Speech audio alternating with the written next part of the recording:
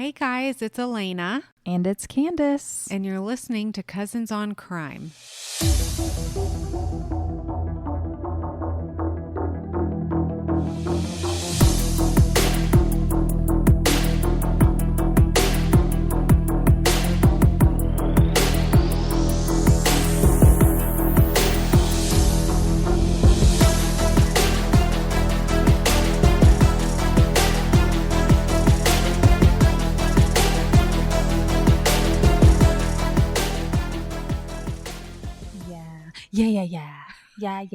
Yeah. Elena did a bewitched blink. Like, let's get this started. Or was that the genie? I think it is. Oh, genie. Yeah. Or, Bewitched is the... Okay, genie's the one who did the blink. Bewitched is the nose wiggle. Oh, yeah. Okay. Mm-hmm. Thank you for the clarification. It is spooky season. I have denounced August. Yeah. We're in the 90s, double digits for weather, guys. I'm so I've moved on from August. I've busted out my fall candles. Oh. So that's what's happening. And as soon as I can find my fall decor, that's coming out too. Somewhere in the garage. It's somewhere in the garage. And I will find it. I will find you. I believe you. I'm coming for you, pumpkins. Okay, so when you moved here, though, you left some up. So it's not too far in the garage. When I moved here, it was October. Yeah. So I busted out the pumpkins right away. Right. So it's not deep in the garage. It's not deep in there. It's somewhere. It might be under all the Christmas stuff. Yes, because that was next. But I'm going to have to get Daniel involved because I'm going to just stand there and go, can you move that? Can you move that? Can you move that? And he'll just do what he's told. told. I'm a princess. He'll be like, yes, dear. He's good at, helping out with the grunt work. So I do the grunt work all day. Yeah. The least he could do is move some boxes around. And he's happy to do it. He's happy to do it. But anyway, how you doing? Yeah, I'm good. If I fall asleep, if I start snoring during the episode, I'm sorry. Okay, well, if I get up and leave during the episode, it's because it's Taco Tuesday. And we got to get done and so you can go. We've got to, do this thing. Okay. We're going to do it. Where are you getting tacos from today? Rosas. Oh, okay. So yeah, it's a little bit of a drive there. No. No, it's right You're by close. my house. Yeah, I was thinking of the other one. So you're good. Mm-hmm. Let's I just mean I need the tacos immediately. So yeah. No pressure. Take your time or anything. Okay. But yeah. Shut up so we can talk. Okay. Stop talking. Okay. What you got? We're going to talk about Muncie, Indiana. Muncie, Indiana. Have you ever heard the song Gary, Indiana? Yes. Okay. This isn't that though. No, it's not. Okay, so Muncie, Indiana was a typical small American city. It gained the nickname Little Chicago during the Prohibition era of the 1920s because, gambling, prostitution, and bootleg liquor. Okay, so all the things. Yeah, that was all big in the crime industry in the city. Okay. In addition, gangster John Dillinger often used Muncie as a hideout whenever things got too heated in Chicago. Muncie had a reputation of being a place where you could kill a man and get away with it. Well, hang on. Let me write that down. This was said by a prosecutor. He made this statement in a trial in 1965. So, I mean, so maybe now it's not okay. Yeah. Let me scratch that out. So at that time, there were several ongoing murder cases. And it was reported that Muncie was known to have some political corruption with mayors and sheriffs. Were being arrested on state and federal charges. Whoa. Yeah. I didn't look into all of those cases, but... we'd be here all day. All night. For political corruption. For sure. But one Muncie case that I want to tell you about is about Ethan, Dixon, and Kimberly Dowell. All right. This case could be deemed or would be deemed as the Westside Park murders. Ay, ay, ay. Ethan and Kimberly seemed to be the all-American couple. Their futures were bright. They started dating at the end of 1984 school year, but it wasn't really a serious thing. Kimberly Susan Dowell was born October 23rd, 1969, and she was the daughter of Dr. Anthony Dowell and Nancy Vogelgesang. All right. She was born in Durham, North Carolina, and came to Muncie as a child with her parents. She attended High Street United Methodist Church.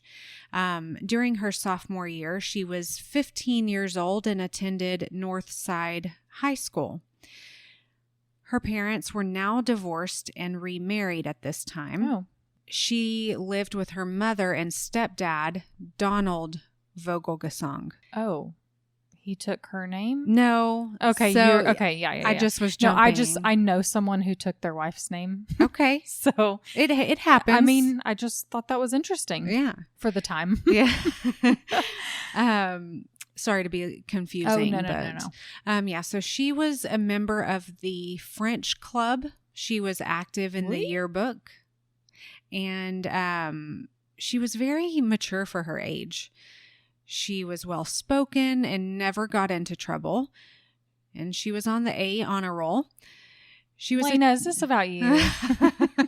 How did you know? Although I've never known you to be a part of the French club. Croissant. Right. Yeah. Do you remember that French episode I did just a few, weeks ago? About that, yeah. Yeah. Hey, you did well. I struggled. Did better than I would have. And I took 4 semesters in college. So, yeah, if you go back and listen to that, if you have not already, you will see that I did not take French class. That was a Patreon episode, so if you're a patron, you could listen to it. So she was a cheerleader and had just been nominated to become the Northside Homecoming Queen. Well, excuse me. Yeah. She's got it going on. Mm-hmm. Well, Ethan Edward Dixon, he was born November 30th, 1968. His parents, Steve and Kay Dixon in Philadelphia, is where he was born, while his father was stationed there in the Navy. He came to Muncie in 1971, where his dad became a factory owner. In his junior year of high school, he was 16 years old and attended Northside High School and was president of the junior class. My goodness, a match made. Yeah. He also was a member of St. Mary's Catholic Church and was vice president of the Forensic League. Wow. And a member of the debate team, the wrestling team, and German club. Whoa. Yeah, so he was very smart and charismatic. September 27th of 1985, Candace was a wee babe. I was peeing my pants. Mm-hmm. It was a Friday, and Ethan went to school that morning. He spoke to his friend Julie in the parking lot. He went about his day attending his classes. He then went to a class meeting where he fulfilled his class president duties. At the end of that day, Friday. Okay. At this time, Kimberly's dad was living in Indianapolis with his new wife. Okay. He talked to Kimberly Saturday morning. Kimberly was supposed to go to his house that weekend in Indianapolis, but she told him, "Dad, I can't go. Something's come up." Oh. And he felt like she had something on her mind, but he just left it at that. Teenagers. Yeah. What are you going to do? Yeah. So there wasn't a lot to do in Muncie, Indiana in 1985. On Saturday night, this was September 28th, Ethan picked Kimberly up from her mother's house around 9 p.m. Oh. They were going to go get a bite to eat, get some pizza. Okay. She had a curfew to be home at 11. All right, cutting it close. Yeah, they only had just a couple hours to spend with each other. There was a popular parking spot at the Westside Park, kind of like a lover's lane, if you will, where couples would go hang out, talk, make out. French club, French kissing. You're catching on. At 11:50 that night, a police officer, Terry Winters, was walking his canine dog in the Westside Park. The park was closed at 11.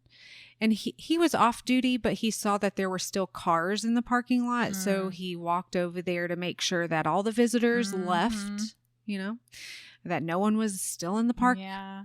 Snogging. He saw a red Volkswagen hatchback car still parked there. As he approached, he could hear the car was still running.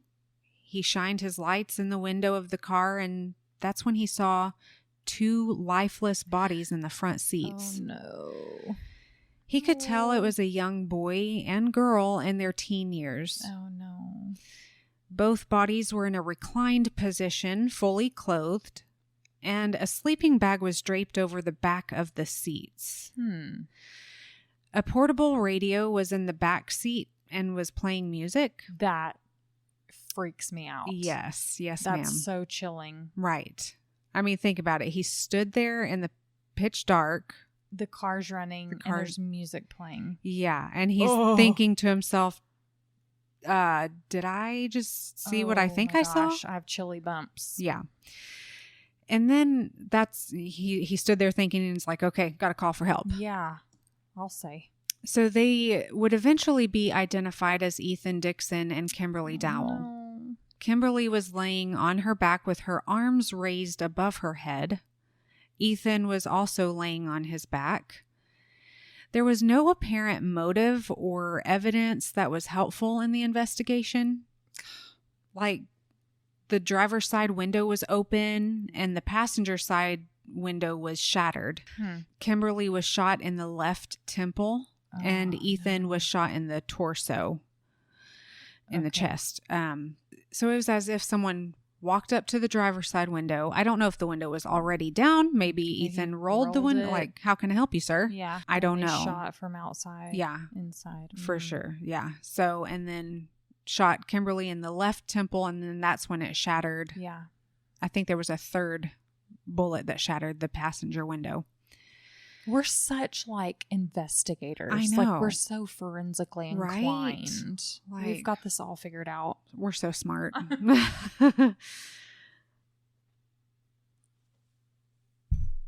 There was an open knife sitting on the dash inside of the car, and a gun holster was under Ethan's body, but there was no gun. What? Yeah, very interesting. That is weird, because if they were just rolled up on, how would he have had time to... Yeah. I might have an explanation. Okay. Because I'll let you get to I'm it. so smart. Yeah. You do have it. You've got all the answers. So word spread quickly in the small town. It was even detailed in the local newspaper the next morning. Tom, one of Ethan's friends, could not believe it. He had just talked to Ethan on the phone that Saturday morning. The Westside Park was not even somewhere his friends usually hung out. Witnesses say that they saw 3 people around the car shortly after hearing gunshots, but it was really too dark to see their faces or see who they were. Witnesses also saw a car leaving the area rather quickly. The people that said that they heard gunshots were frightened and ran from the area. It wasn't like they were going to stay and investigate. Right. I guess there's 2 types of people in the world. Yeah. Those that want to flee and those that want to see. Yeah. Yeah. I'm the C. Yeah. One time we had a cabinet fall off of our wall and I thought someone was breaking in, and I ran out into the kitchen, and Daniel was like, if you thought someone was breaking in, why would you ever run? And I was like, because I'm going to see what's going on. You're ready to throw some. So the witnesses fled, like the ones who saw something left. Yeah, they're like, I mean, they saw a glimpse of what was going on. 3 people, shadows in the Did darkness. they report it?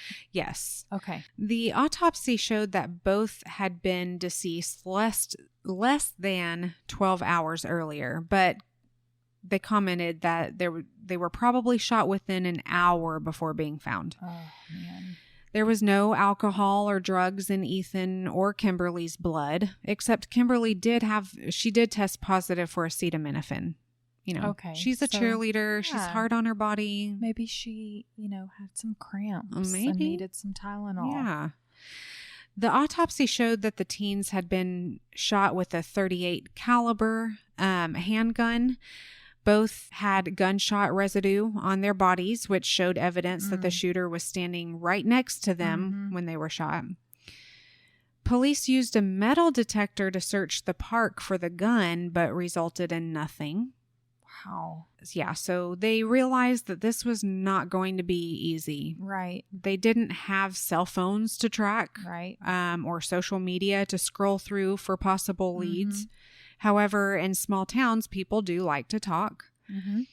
Police said that there were about 10 other cars that believed to have been in the park at the time of the shooting. And so they asked anyone and everyone that had been in the park that night to contact them immediately. They received hundreds of calls and tips. News reports said that the police suspect that 3 people were involved and that they were also looking for a dark-colored Monte Carlo. A witness had even helped create a sketch of the person that they saw driving this Monte Carlo. Okay. Mayor James P. Carey and his wife Marilyn contributed $5,000 towards a reward fund set up at the Merchants National Bank.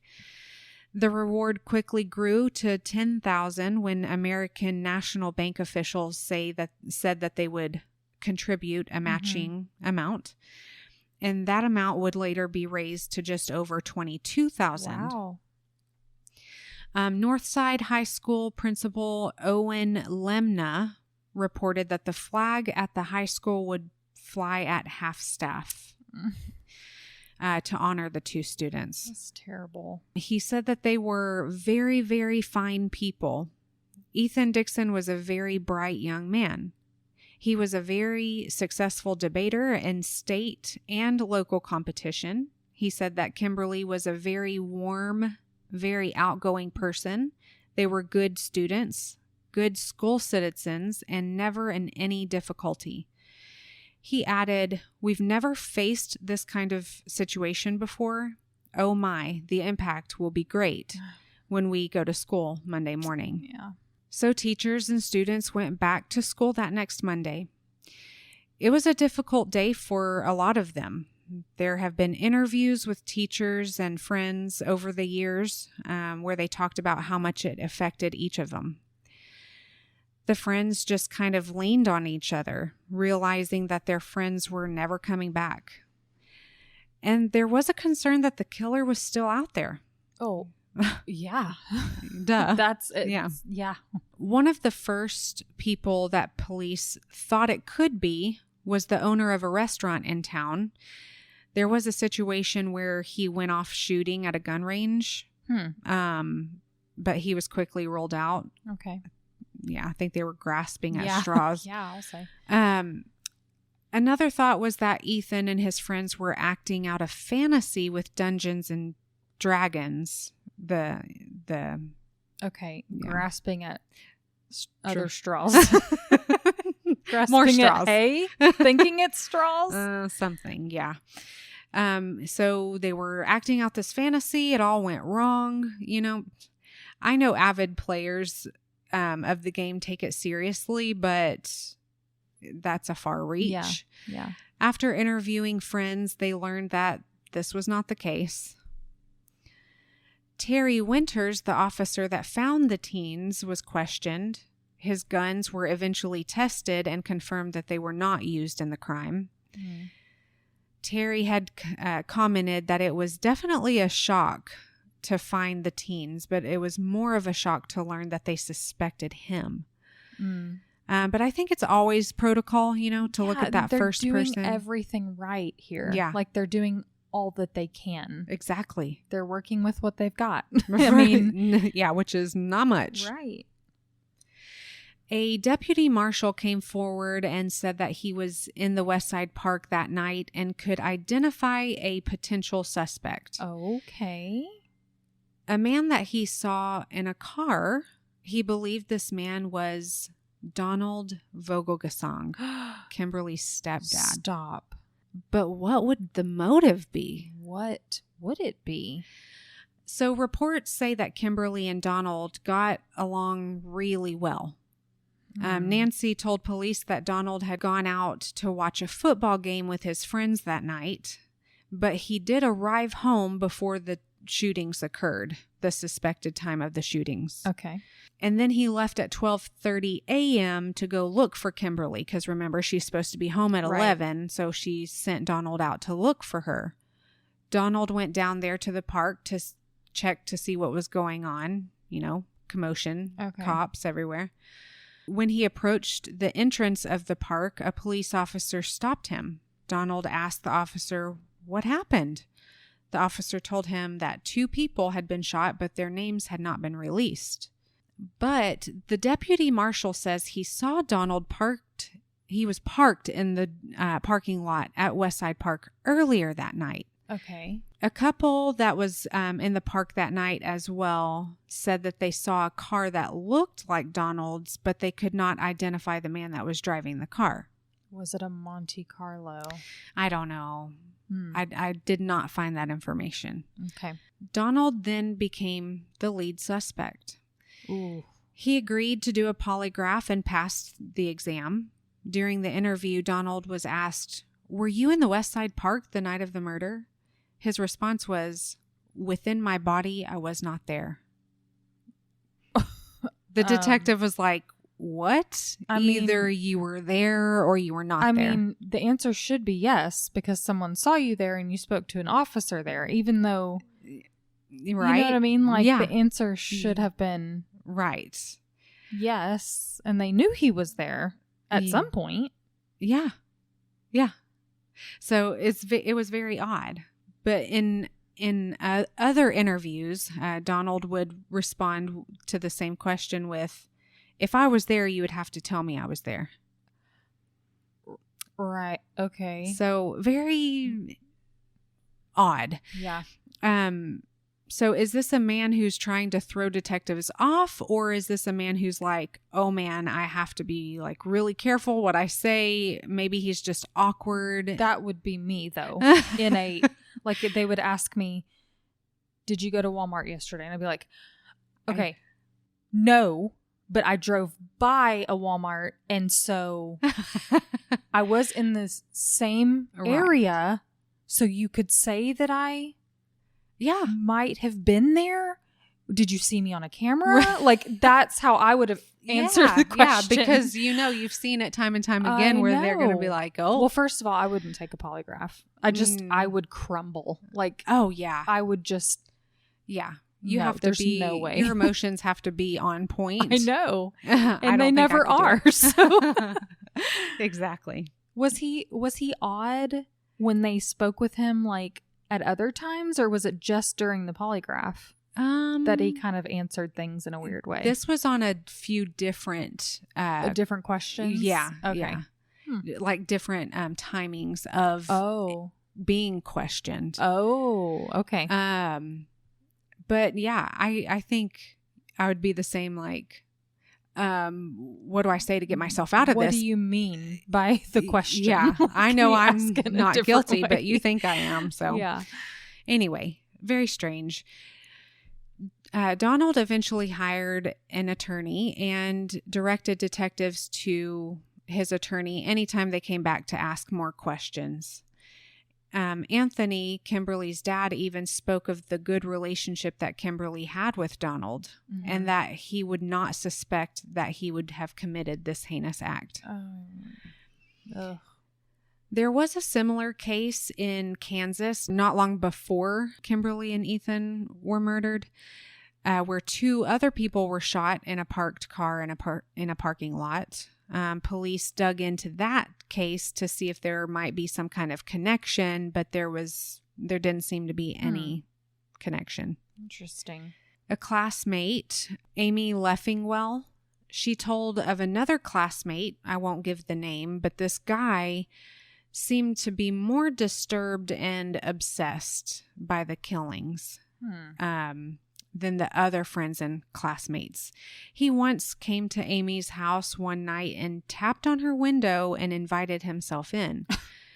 He had told other friends about having a knife, and he told friends that he would kill them all and no one would stop him. Lord.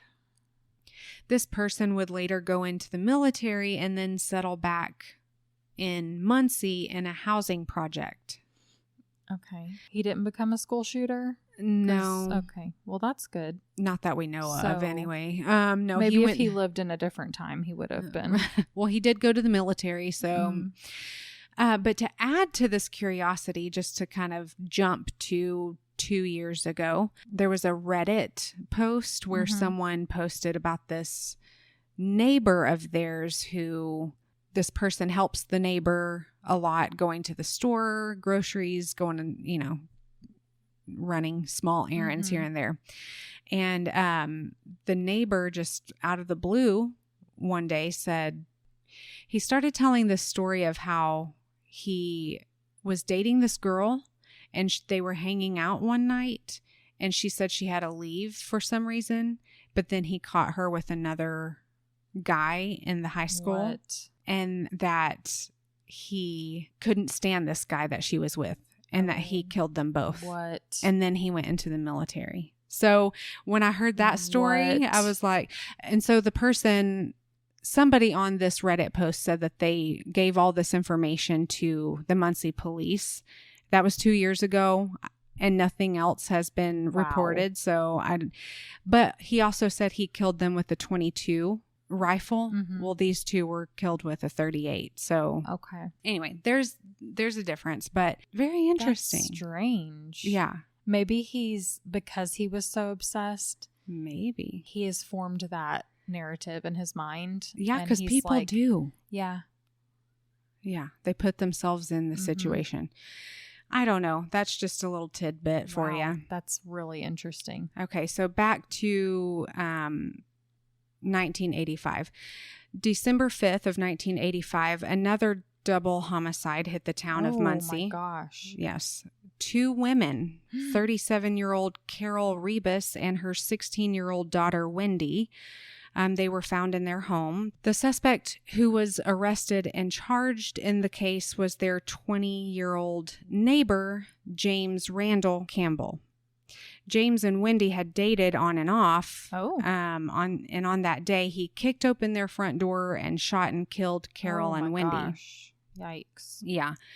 And so it's like, hey, if he's capable of this, could he have been the shooter in Ethan and Kimberly's case?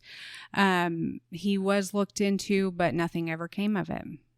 August of 1986, a 23-year-old James, who went by Jimmy Swingley, was pulled over because he ran a stop sign. He told the officer his name was Kevin L. Dixon. What? The officer didn't put any concern to it at that time. But later he raised his eyebrows. And he was like, wait a minute. He used the name Dixon, like Ethan Dixon. Jimmy was even heard telling people that he had shot Ethan and Kimberly and that he was in the park that night. There was even a time where he threatened someone saying, I have already killed 2 people. I will blow your brains out. Whoa. Whoa. Yeah. Also, just a few weeks after the murders, Jimmy moved to Florida. Why the sudden move, Jimmy? Per a police informant, Jimmy told them that on September 28th of 1985, he was with 2 other men when they killed 2 people in the Westside Park. He told this informant that he left and moved to Florida and mostly lived homeless under an underpass most of the time. On December 5th of 1985, he was arrested in Florida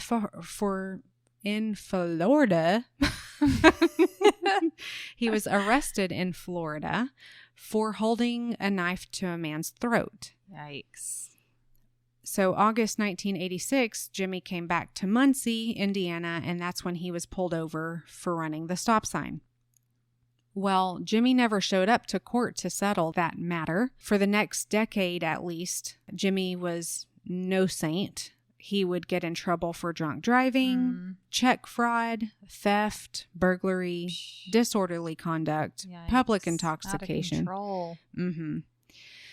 Until 1999, when he was charged with a different murder. Oh, my. He was now serving a 65-year prison sentence.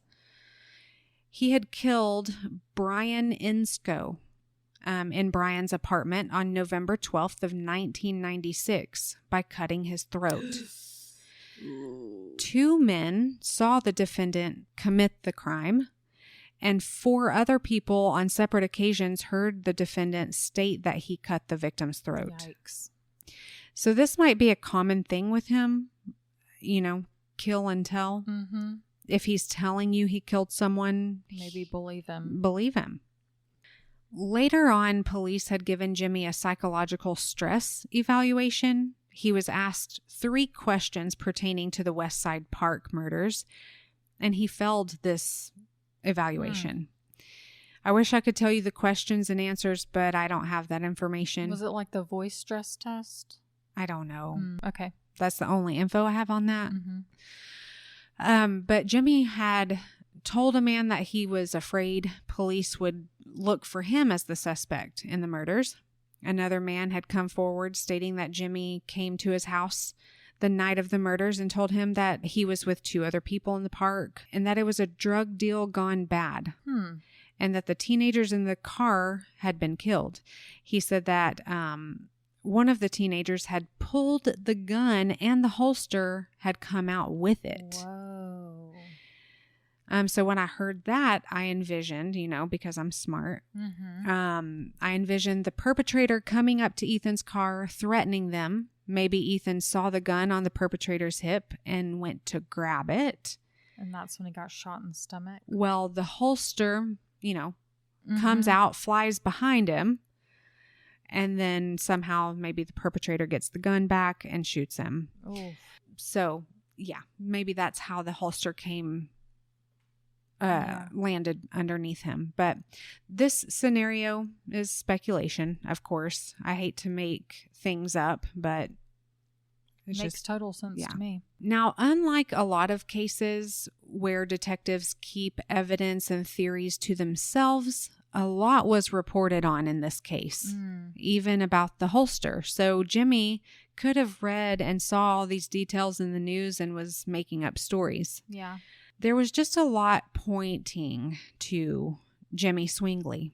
Another person told investigators that Jimmy had a Monte Carlo at one point, and the car had been taken to Arizona and destroyed. Oh, my. When investigators came to talk to Jimmy again in 2012, Jimmy was hostile. He was cursing at them, and so they did not pursue the conversation at that time. In 2018, detectives got a body warrant to obtain a DNA sample from Jimmy. Okay. At that time, Jimmy relented and agreed to give his DNA. I mean, he didn't really have a choice at this point. But he also sat down for another interview. Basically, Jimmy told them that it wasn't him, and he pointed the finger back at Donald Vogelgesang. Just because he heard that he was a suspect back in the day? Probably. Okay. I'm sure. Yeah, it was all in the news. Yeah. So police tested the DNA on the holster. None of the DNA matched Jimmy Swingley. It was said that the DNA on the holster had been damaged after all these years. Oh, man. One day after the murder, Nancy received a call from what sounded like a young man. He told her that Kimberly had been an innocent bystander.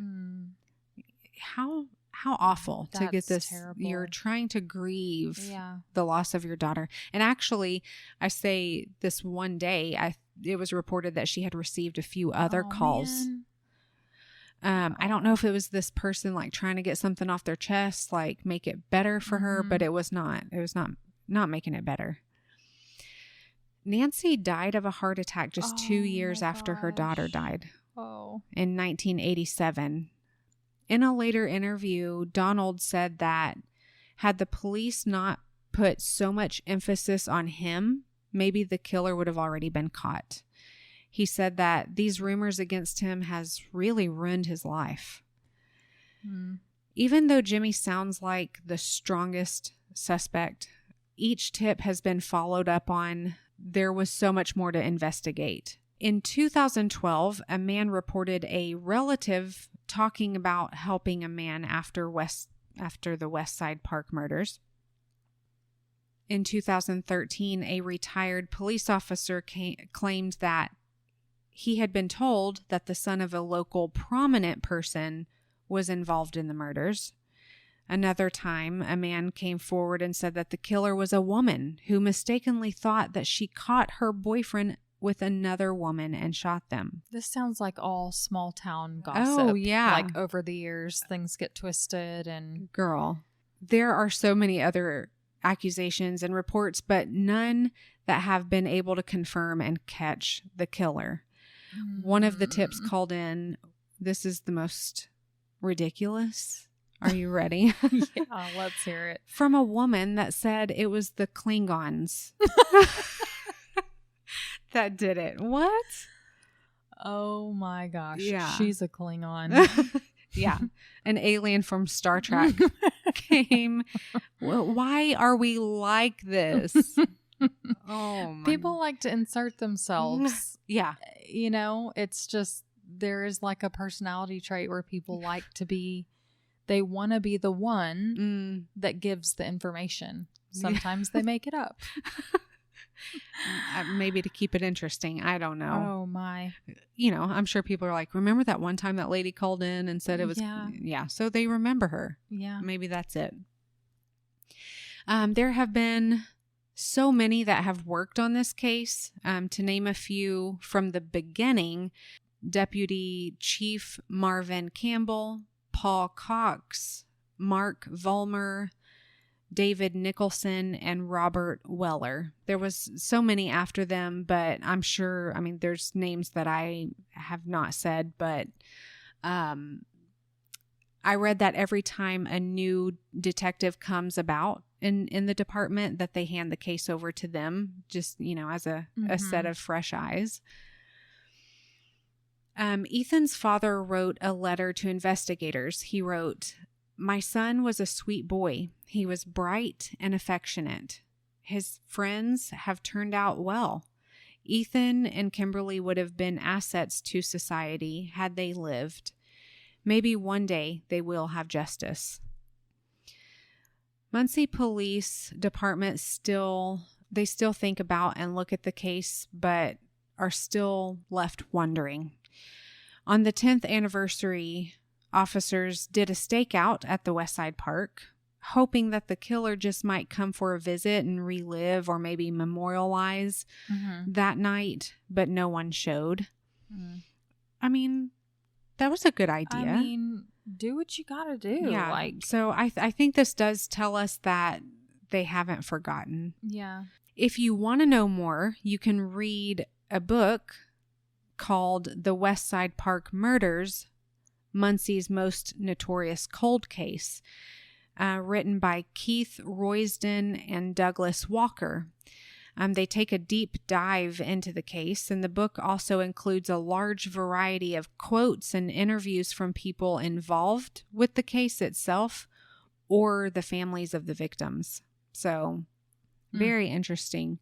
So if you know anything about this case that can help solve it, please contact the Muncie Police Department at 765-747-4867. Well, I was waiting for you to, like, say they caught the guy. Yeah. But you didn't ever say didn't. that. Yikes. I should have prefaced it by saying this is a cold case. That's rough. That is rough. I know. So sad. I hate it. But you know what? There have been several cold cases that have been solved, especially recently. I think it can be solved. Yeah. I mean, we've seen wilder things happen. Yeah. So maybe they can find some new DNA on something else. What about the knife? Was that? It was proven Ethan's to be, knife? yeah, Okay. It was Ethan's knife. And So- yeah, maybe he pulled it out to have on standby in case he needed to Wow. protect himself. I don't know, but yeah. Interesting. Well, that was great. Yeah, We'll do it again sometime. we will. But we're going to be off next week, spending time with our families for the holiday, which means patrons, your Patreon episode will come on the 13th. Yeah, Instead of sorry the guys. 6th. Sorry about that. So we will see you back the week after Labor Day, and we hope everybody has a great Labor Day. yeah, enjoy. Alrighty. Bye, guys. Bye. Thank you for listening to Cousins on Crime. Get connected with us by becoming a free member on our Patreon. Or for just $5 a month, you'll have access to bonus episodes, discussion groups, and much more. If you can't afford $5 a month, we get it. Inflation, am I right? Please consider leaving us a positive review and rating wherever you listen. And don't forget merch. Support our podcast and show the love by sporting t-shirts with our latest designs, or grab an evidence bag to keep the chain of custody for all your valuables. Don't forget to follow our show on your favorite streaming app so you never miss an episode, and get photos and updates on our Instagram at Cousins on Crime Podcast or our Cousins on Crime Facebook page. Have a case suggestion? Email us at cousinsoncrime@gmail.com.